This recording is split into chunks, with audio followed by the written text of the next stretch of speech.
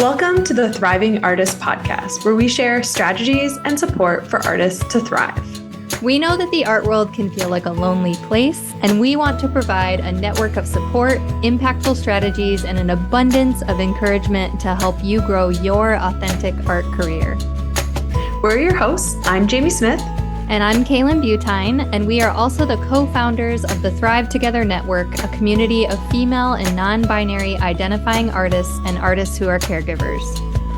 We truly believe in community over competition, and we're so glad you're here. Enjoy this episode.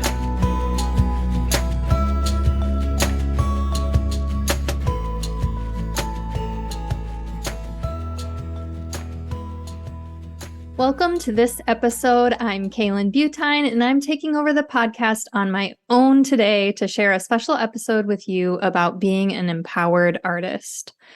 Encouraging and supporting artists to find confidence in their work and their careers is basically the heart, the soul of why Jamie and I co-host this podcast and why we co-built the Thrive Together Network.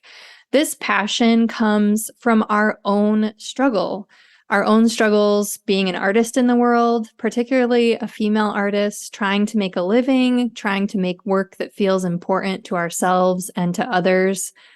We know how easy it can be to get down on ourselves, to feel lost, to feel like we don't have a compass, to feel lonely and like no one is out there who really understands what we're trying to do. And we believe in supporting artists to have healthy mindsets. We want you to feel confident. We want all of us to feel confident in our decisions. And we want our community to live empowered lives as artists, because that is how we will influence the art world and our communities around us, by being authentic, by being honest, and by being empowered as artists and creatives. So today I'm sharing a few tips for feeling more empowered in your art careers and your identity as an artist. Some other episodes that you might want to check out that speak to this idea are episode number 12, 5 Ways to Let Your Art Take Up More Space in Your Life, and episode number 5, How to Show Up Authentically Even When You Can't Give 100%. Both good ones to check out. Okay, so the first thing I'd like you to think about to help you be a more empowered artist is to build your North Star, or to make sure that your vision for your art career is super clear to you right now.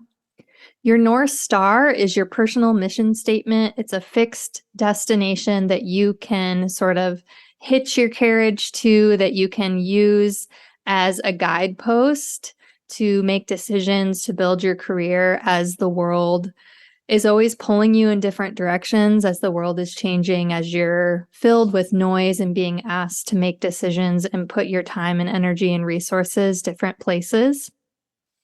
In the Wearing All the Hats Professional Practices course for artists that I co-teach with Isadora Stowe, we call your North Star your artist's declaration. I'm calling it something a little different here, but the idea is the same. Your North Star can change. Defining your North Star may need to happen multiple different times throughout your career, but hopefully it connects you to really what matters to you as an artist. It helps you make decisions about your career, and it guides you as you make choices about where to put your energy and your resources. So you can craft your North Star any way you want to, but we do have a free download for identifying your North Star as an artist on our website. Head to thrivetogethernetwork.com, hit the More tab, and go to the Freebies tab, and you'll see that activity there. But you can easily identify your North Star simply by spending some time journaling and writing about your mission as an artist. Identify what matters to you at your core. Is it fame? Is it financial wealth? Is it having work exhibited in certain places? Is it creating a sustainable practice? Is it creating an eco-conscious practice? Is it spending a lot of your time making art? Really boil down your writing to identify just a few things that really matter to you and that you want to pursue in the long term as you're building your career. And just so you know, achieving the North Star is not actually the point. I don't want you to get too hung up on reaching a specific goal or making your North Star about one particular goal. The purpose of the North Star is more to help you make informed decisions today and as you continue on your journey. It's to help you be content with your progress, to help you stay grounded. Because remember, the journey, the road, the day-to-day is where we spend 99% of our time, right? And that is where we want you to feel confident and to feel empowered. So getting clear about your vision, building a North Star or an artist declaration, I think that's the first step in really feeling empowered as an artist. The second thing comes right after that. We need to strengthen our building boundaries muscles as empowered artists.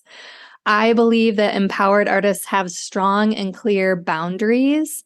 We know how we want to spend our time, and we make decisions to protect our time, our energy, and our resources. So one way that I like to strengthen my ability to have strong boundaries is to consider my ideal day or my ideal week or my ideal month. I usually prefer the week or the month vision.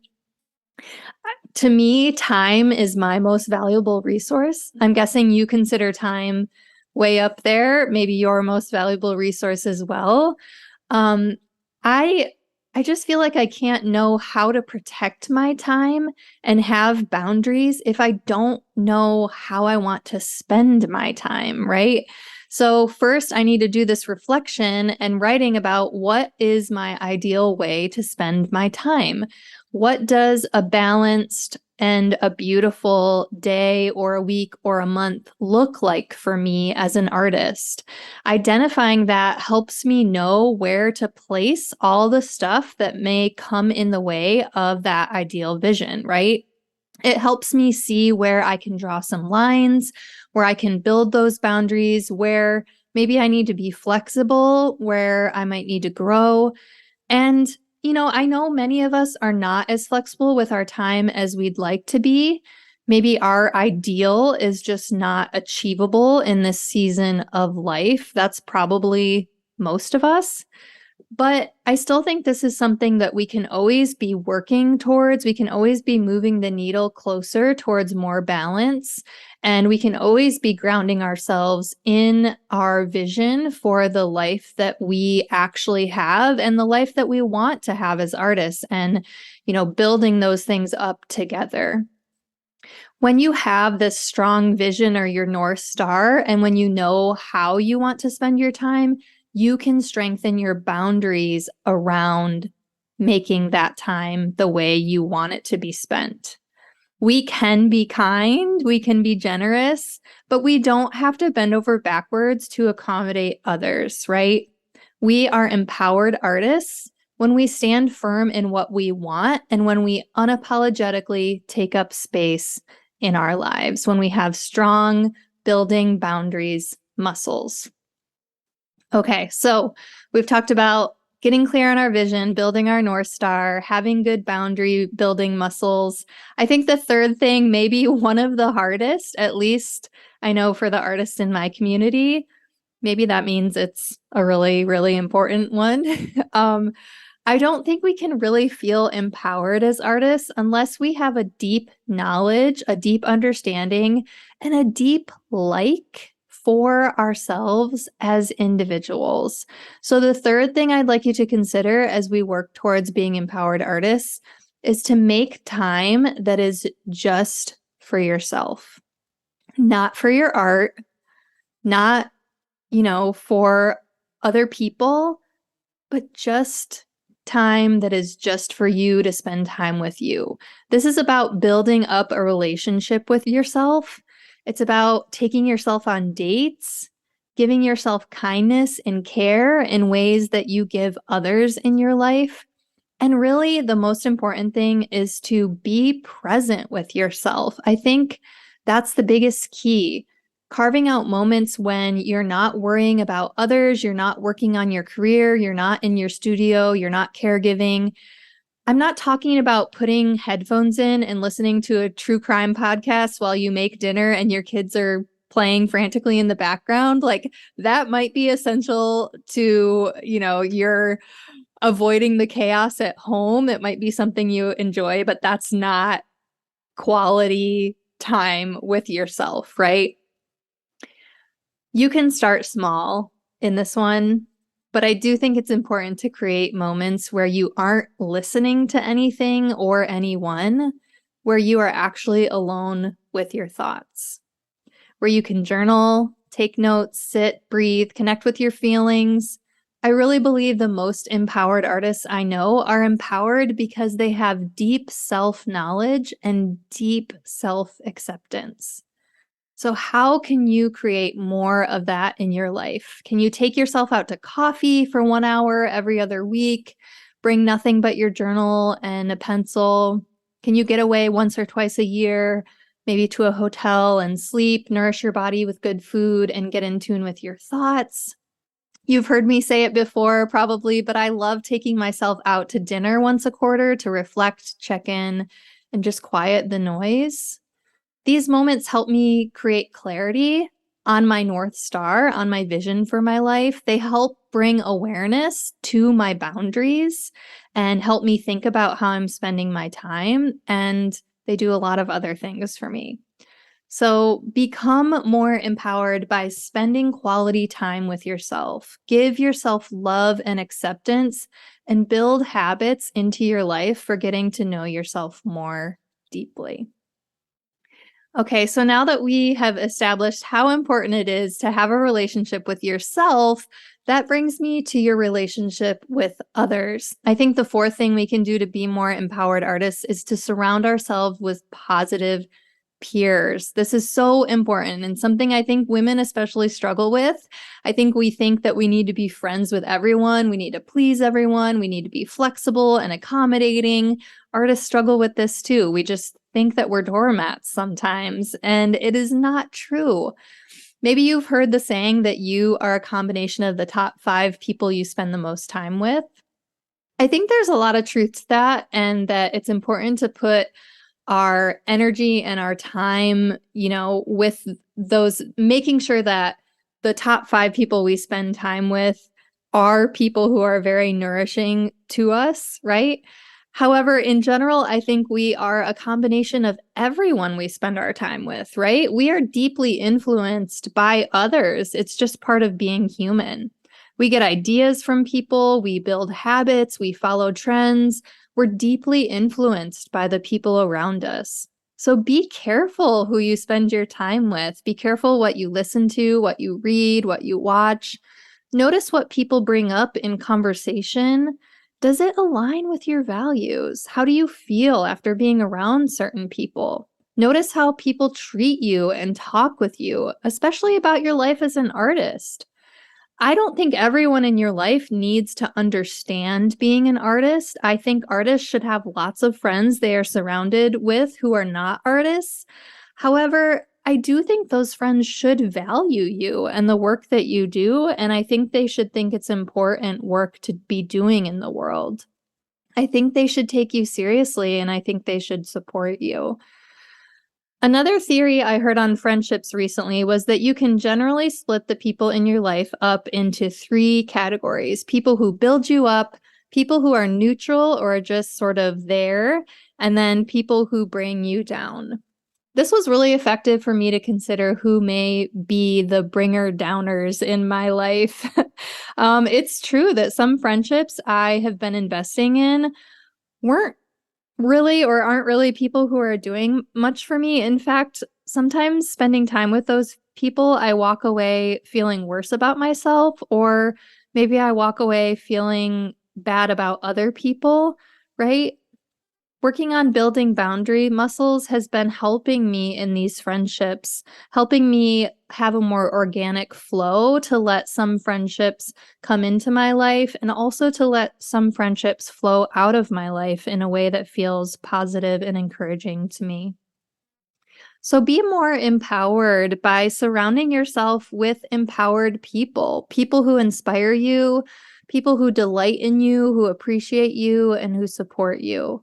There are lots of incredible artists to connect with on our Thrive Together network if you want to join us in community there. Okay, and to close, I think the last way we can be more empowered as artists and just as humans is to be intentional about closing our loops or in doing the final 5%. So check out episode number 7, Finishing a Project Well, where Jamie and I talked a bit more about the final 5%, how to wrap things up, and strategies for closing the loop on projects. I believe closing the loop was first coined as a term in business. I think I've heard this in business talk before. Essentially, it's this idea of circling back and confirming with clients and customers that they had a good experience, getting their feedback. I heard this term related to stress when I read the book Burnout by Emily and Amelia Nagoski. They talk a lot about stress loops, and in the book Burnout, it explains some strategies for closing our stress loops. It explains that when we're stressed out by something, we enter into this cycle or this tunnel of processing our emotions and processing that stress. And if we don't eventually step out of the cycle, right? If we don't close that loop, then it can actually cause damage to our bodies and to our minds. It lives in our bodies. That cycle of stress just continues to grow, or maybe it's not growing, but it continues to remain in there because we haven't closed it. And we can't get our brains to fully let go, which means that we really can't fully relax, right? It's just stuff that's always in there churning that we can't kind of close the loop on. So in that book, they give a bunch of strategies for closing stress loops and closing stress cycles. It's definitely a book I highly recommend. I think this is applicable to our lives as artists too. It's so important for us as artists to not get caught up in these tunnels or these cycles of continual production and projects without closing some loops, without doing the final 5 or 10%. We need to implement pausing. We need to implement recognizing the work that we have done.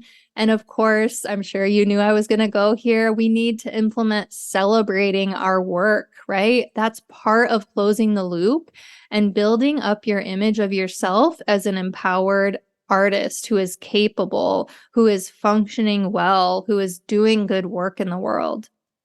Finishing projects, emotionally letting go of them, and physically celebrating your work. Schedule time to close loops. This can be part of that sweet quality time I've invited you to spend more of with yourself that I hope you're going to be carving out after you listen to this episode. So if any of this resonated with you, and if you're listening to this episode before November 2nd, 2022, I just wanted to give one final plug for the empowerment course that Isadora Stowe and I are co-teaching this week. We have created a 3-week course called Time, Space, Agency, and Empowerment. And it's going to give you some tools and resources to help you take up more space in your life and to have more agency and a stronger voice for your art career. So we're going to investigate these big ideas of time, space, agency, and empowerment. And from a place of knowing, we're going to help you create systems that you will be able to continuously be inspired by, to come back to, and, systems that will hopefully help you cultivate an empowered life as an artist. So head to thrivetogethernetwork.com for full course details and to see how to enroll. You do need to enroll by the end of the day, November 1st, as the course starts on November 2nd. And it's a 3-week session. So there's just 3 courses, or 3 nights that we're hosting the course. And they are 3 consecutive Wednesdays from 8 to 9:30 p.m. Eastern. Make sure you note your time zone. The course is 8 to 9:30 p.m. Eastern on November 2nd, November 9th, and November 16th. Again, all information is on thrivetogethernetwork.com, and we hope to see you there. I really hope this episode was inspiring and helpful for you. As always, Jamie and I are here for you. We are cheering you on, and we really, really believe in the work that you are doing as thriving artists.